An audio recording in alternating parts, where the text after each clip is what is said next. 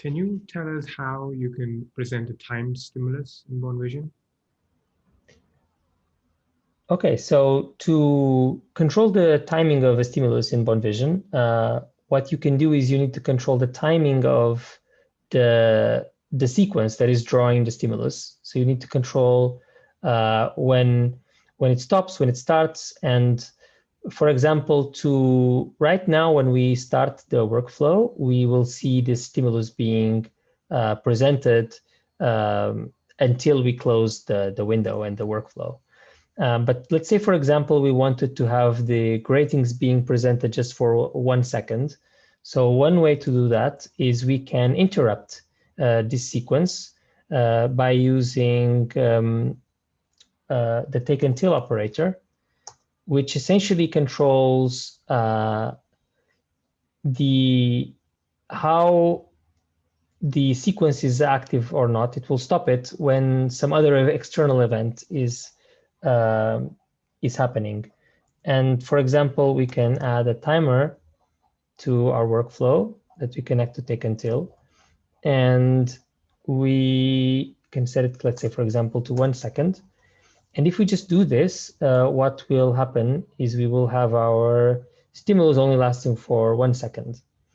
And now what we can do, we might also want to do, is to control the beginning of the stimulus. So let's say we only want it to begin after a certain time or after I press a key or something like that.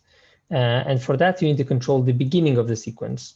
And the beginning of the sequence, you can control by using the subscribe when operator.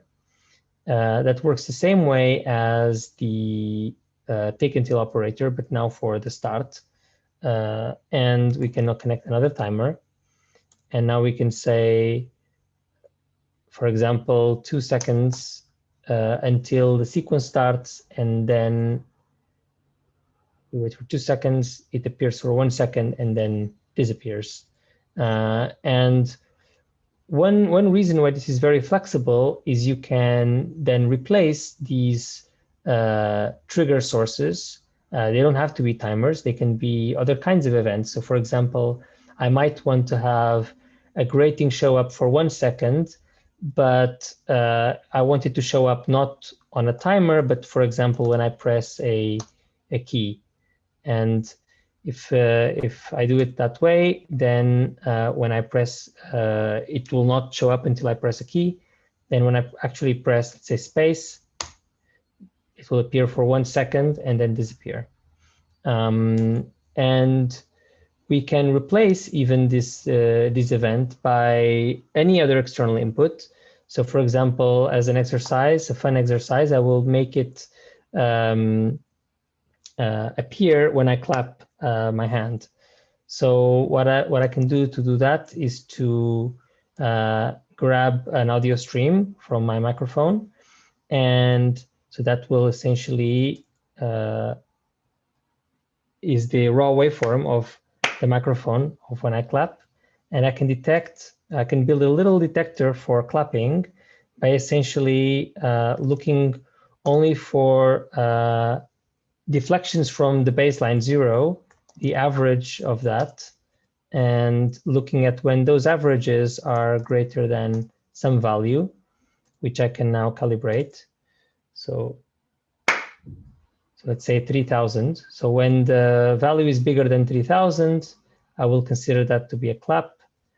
And I can then use that as a condition for my trigger. And that means I can now replace this key down event with my condition. And if I do it in this way, I will have my stimulus being off until I clap. And then it will show the stimulus for 1 second and then go away. Okay, so how do you, can you just repeat it? So every time you clap, you get a stimulus?